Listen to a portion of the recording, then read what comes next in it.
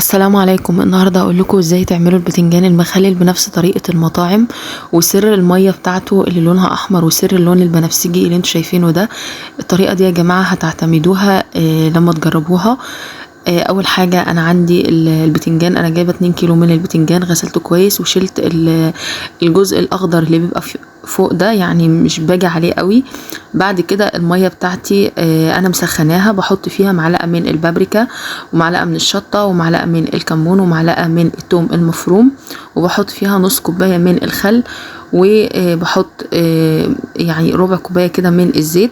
طبعا ده السر اللي هيدينا لمعه البتنجان، زائد كمان ان هو هيبقى ليه طعم. البتنجانه زيت نفسها هتبقى متشربه من الميه دي بسبب الحاجات اللي احنا حاطيناها. وبعد كده هحط معاهم قرنين فلفل اخضر، وهنحطهم على النار لمده من 10 دقايق ل 15 دقيقه. البتنجانه مش عايزينها تستوي قوي اللي هي تبقى مهريه، لا احنا عايزين التسويه بتاعتها تكون متوسطه، يعني لا مستويه قوي ولا جامده قوي، علشان لو حطيناه في التلاجة لفتره طويله ما يتهريش.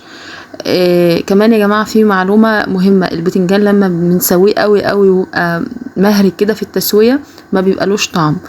احنا هنسويه هيبقى محتفظ بالقوام بتاعه زي ما انتوا شايفينه كده. كده البتنجان استوى معايا، هاخده اصفيه واحطه على صينيه. طبعا لازم ابرده كويس الاول علشان لما اجي افتحه يعني ايدي ما تتحرقش. طبعا ميه البتنجان دي مش هنرميها، هقول لكم تعملوا بيها ايه بعد كده.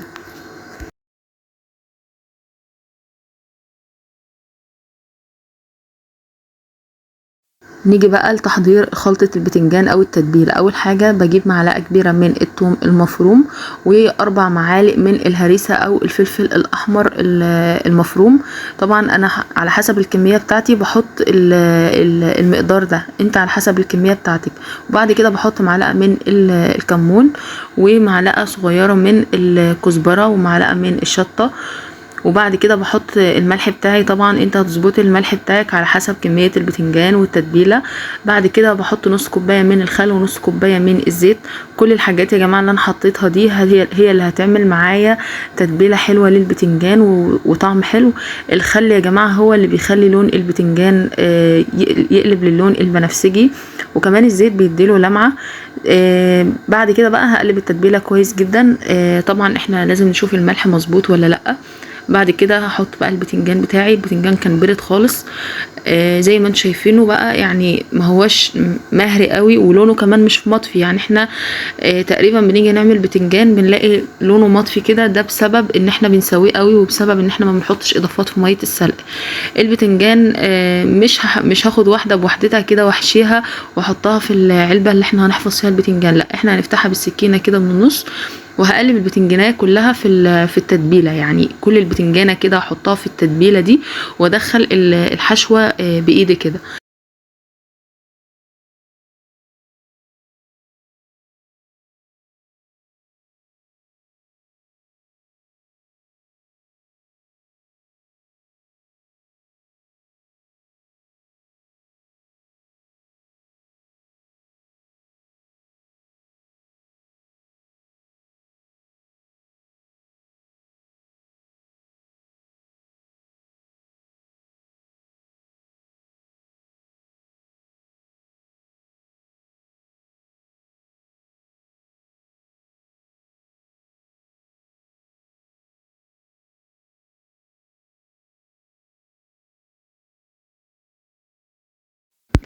وبس كده خلصت كل كميه البتنجان وحطيتها في العلبه. تعالوا بقى اقول لكم هنعمل ايه بميه السلق. هنحط 3 كبشات كده من ميه السلق على التتبيله الباقيه اللي عندي، وهظبط الملح بتاعها وهقلبها كويس جدا. طبعا انا المقطع اتحذف مني وانا غصب عني يعني وانا بحط الملح. هقلب كده الميه دي وهحط منها على البتنجان علشان احفظه. طبعا يا جماعه البتنجان ده ممكن يعني من تاني يوم تاكلي منه عادي. هحط كده الميه على البتنجان، وطبعا ده هيفرق جدا في الطعم وفي كل حاجه. هتحطيه بقى في التلاجة، هتحفظيه بقى في التلاجة وتاني يوم تاكلي منه عادي، وهتلاقي احلى اللون البنفسجي اللي بيبقى في البتنجان ده هتلاقيه من تاني يوم ظهر. وبس بألف هنا. ممكن بقى تاكليه على اي حاجه، كشري، طعميه، اي حاجه انت بتحبيها. يا رب يكون الفيديو عجبكم. مع السلامه.